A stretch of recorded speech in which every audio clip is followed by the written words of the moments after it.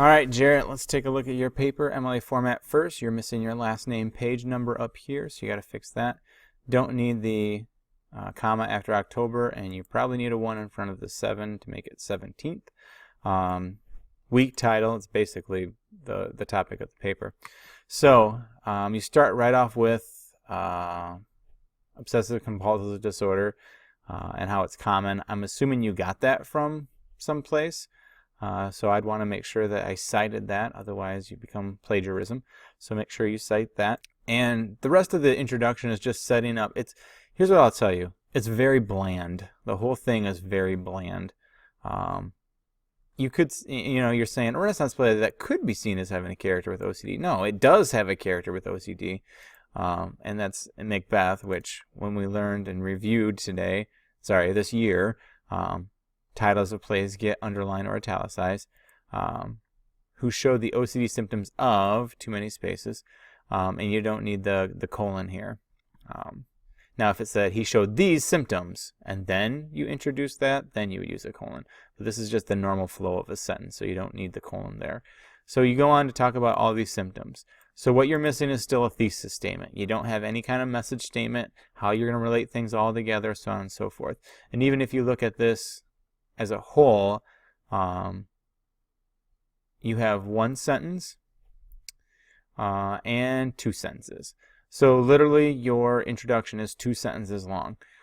When we went over paragraphs at the beginning of the year, I told you 7 sentences is what you're shooting for at the least in your paragraphs.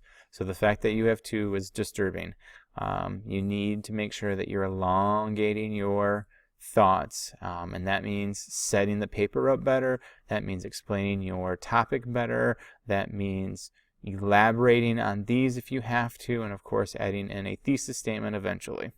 When you start writing about your symptoms, just like the introduction, don't use words like possibly, like you're the expert, you're saying he does have OCD, and here are some symptoms that I see. You have a run-on sentence here that you need to fix. Again, possible OCD, and you define this, which is fine. You got a space issue here, you got a space issue here. This is supposed to be parentheses, not brackets. Your period is supposed to go at the end of the brackets. And then you talk about the guilt that he's feeling over his friend, and how you counter that. Now, period here at the end. This seems trivial based on what your paragraph is supposed to be about, which is his inability to function during a public event. Oops, I screwed up your paper. So, I don't know why you're taking a long time to talk about why he's doing this when this is really what you're trying to get at, that he can't function in a public event. Now, Lady Macbeth does say this, but remember, she's trying to hide from her guests that her husband is acting crazy. She doesn't know why. She just knows that he's seeing things. And so I think that's more of her trying to cover it up than him having these, everyone really thinking it's happened more than once, because we haven't really had any, besides the dagger, haven't really had any other instances where he did this. Now, I like the idea of the demons as a thesis statement. Maybe all of these deal with demons that Macbeth has to release, something like that. I don't know. You need a transition statement here to go from your paragraph here to your paragraph here. And once you have a thesis statement, you'll be able to write more in this paragraph about what's going on with these symptoms. All right, with this paragraph, Jarrett, we're struggling with trying to shove too many things into one paragraph. And we can try to point out everything that you're trying to point out, but we need to really think about it. So, it affects their way of thinking, such as, no semicolon here, that's the wrong use of that. Making up decisions on their own, feeling happy or a good situation occur, or become overly aggressive in situations that don't particularly call for it. But then you go through a long tirade of how he got quickly he got the crown on, which I'm not exactly sure how that affects thinking. And instead of acting overjoyed, this is where we go with thinking. He said aloud, but to himself, they talked about a fruitless crown, which is a good example. Meaning there's immediately fear of losing the crown to a vicious murder. Now, that quote doesn't, this quote works for that, But this is what you're actually trying to say, that he's not overjoyed. He actually considers his crown fruitless. So what I would want to analyze is this part, not this part, because that's what you're trying to say, that it's affecting his enjoyment in life. And you could even bring up the idea that he has more people murdered when he didn't really need to, which is what you bring up here, which is good. But don't go here with that quote. They often feel numb, no comma, or like they have a lack of emotions. And now you're getting into the idea of, numbness, lack of emotions, which you can try to tie into overjoy. You just need a better topic sentence that's going to tell the reader where you're going to go with this and why you're going to go there. So that just needs to happen in a better way. And you talk about the numbness he feels when she dies, which is good. Don't use the word extremely. He doesn't show any emotion at all. And you can even use examples from there to prove that. Also led to Macbeth, LED, being overly aggressive. So there's your good transition statement. So I like that. So you do have some good things in here. It's just not organized right, Jarrett. We got to get it all kind of flowing in the right direction. I'm going to assume this quote is, again, directly a direct quote from somewhere else, but you don't have any citation on it, so you got to fix that. He forced him to make rash, impulsive decisions that eventually led to his downfall. So there is a okay topic sentence. At least it's a semi-good topic sentence. I would put that first to kind of set everything up for this.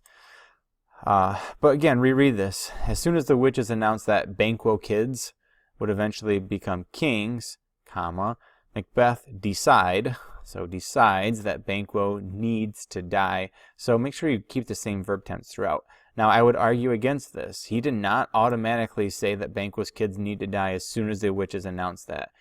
They actually joked about it a little bit. Like, don't you wish your kids would be kings? Like, he doesn't think about this till he actually becomes king and realizes he needs to keep the kingship. So that's a false statement there. And this is another good example of an aggressive statement. And I think aggression and impulsive are two different things. Hostile or violent behavior towards another. I mean, you can kind of tie that in, but again, you don't have a thesis statement that really helps you tie that all together. But this is a really good example of aggression, that he kind of lashes out at people around him when he's king.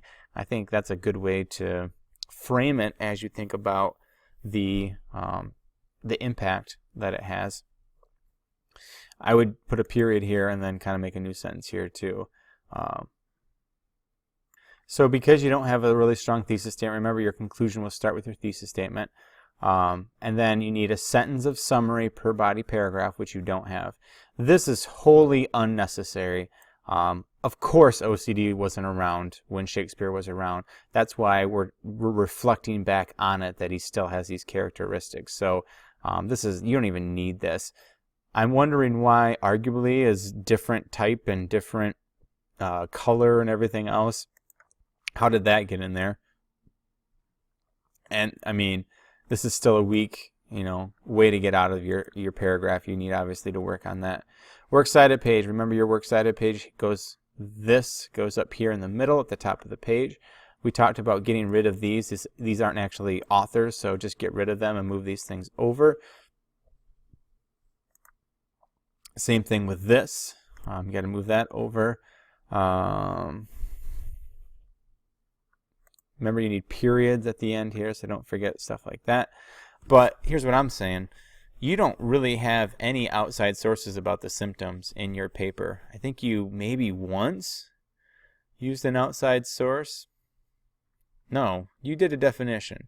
So you never use an outside source, which essentially is plagiarism, that you took all this information and made it your own. So you can't do that either, Jarrett. So you got a lot of work to do to go back through and clean that up. So I'm looking forward to a rewrite. I think you have some good stuff. You just need to streamline it. You need to focus it. And you need to make it as thorough as possible.